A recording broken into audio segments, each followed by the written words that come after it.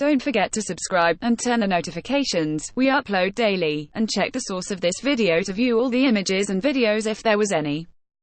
Unless you've been living under a rock, you've probably heard of Fortnite Battle Royale, the video game that's taken the world by storm. Here's how it works. You and 99 other players are dropped out of a flying bus, not a typo, onto an island. You land with nothing but your wits and a pickaxe.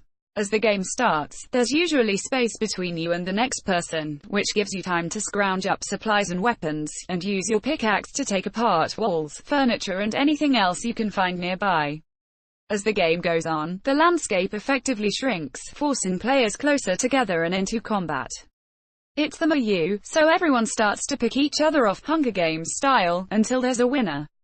This simple but addictive formula, called Battle Royale, inside the video game industry, helped turn Fortnite into one of the biggest hits in years. On Tuesday, Fortnite maker Epic Games said during the E3 Electronic Entertainment Expo in Los Angeles that 125 million people have played Fortnite since it was released for PCs, Macs, the PlayStation 4, the Xbox One and mobile devices beginning nearly a year ago.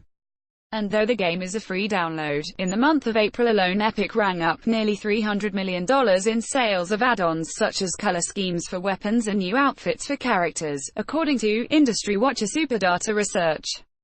Fortnite also sells dance moves for characters, called emotes, that have become so popular that real-life sports stars including Cleveland Browns quarterback Baker Mayfield and boxing star Conor McGregor have taken to reenacting them in real life.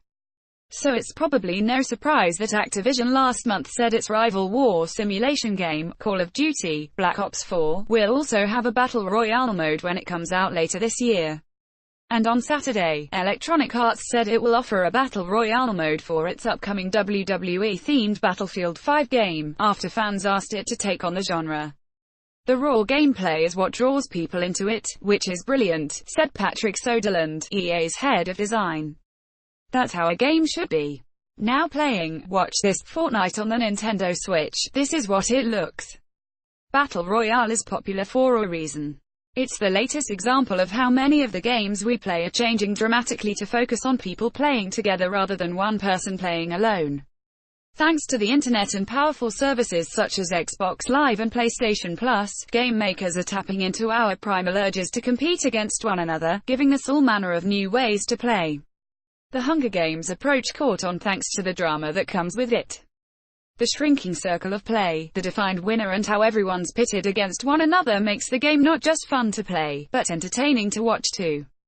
Which is part of the reason why Fortnite is the top game on the streaming service Twitch TV. Frank Azor, head of Dell's Alienware Gaming PC division, said his 6- and 8-year-old kids began playing Fortnite after talking about it with friends at school and watching videos of people mimicking the celebratory dances online. Before Fortnite, they'd played the world-building game Roblox and Blizzard's cartoonish superhero shooter Overwatch.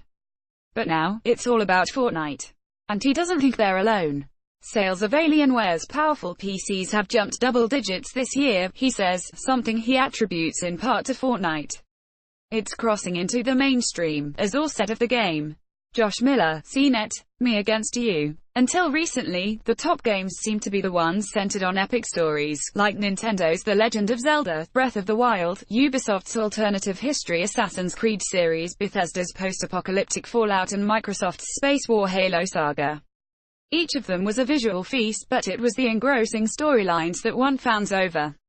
Those games are still among the most popular out there.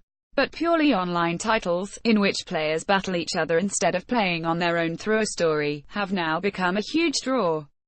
Titles such as Riot Games' League of Legends, Blizzard's Overwatch and Fortnite all find new ways for people to play together rather than relying on the storyline as their main selling point.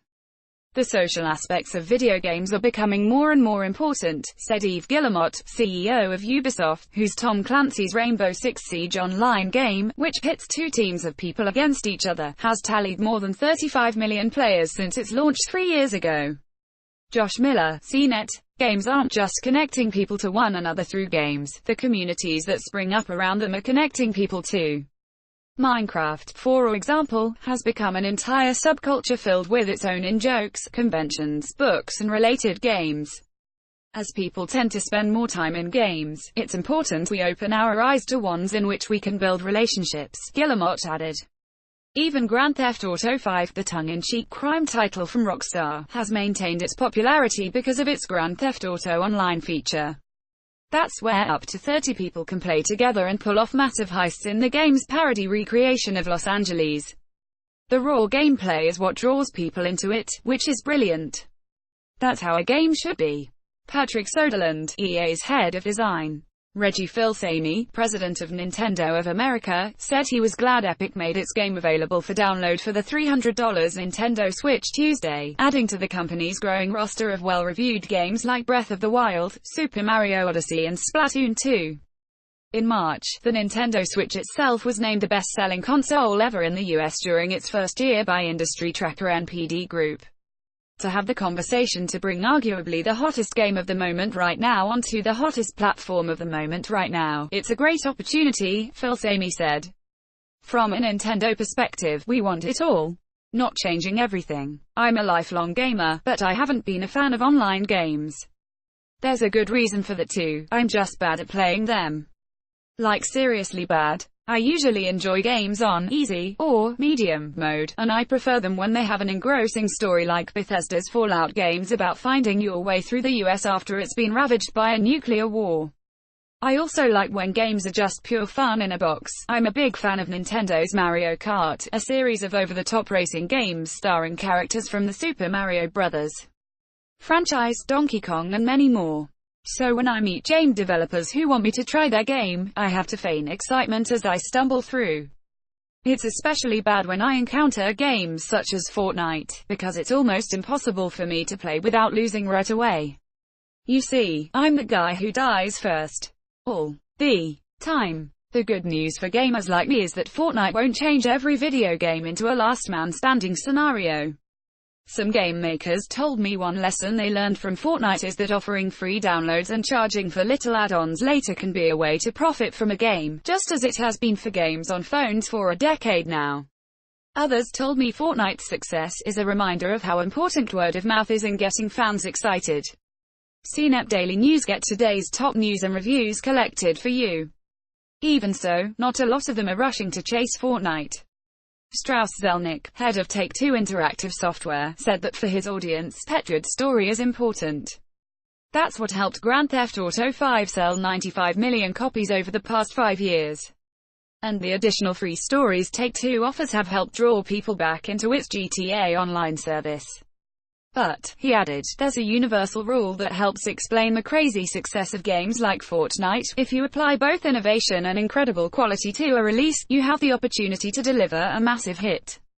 E3 2018, CNET's coverage of the biggest video game event of the year.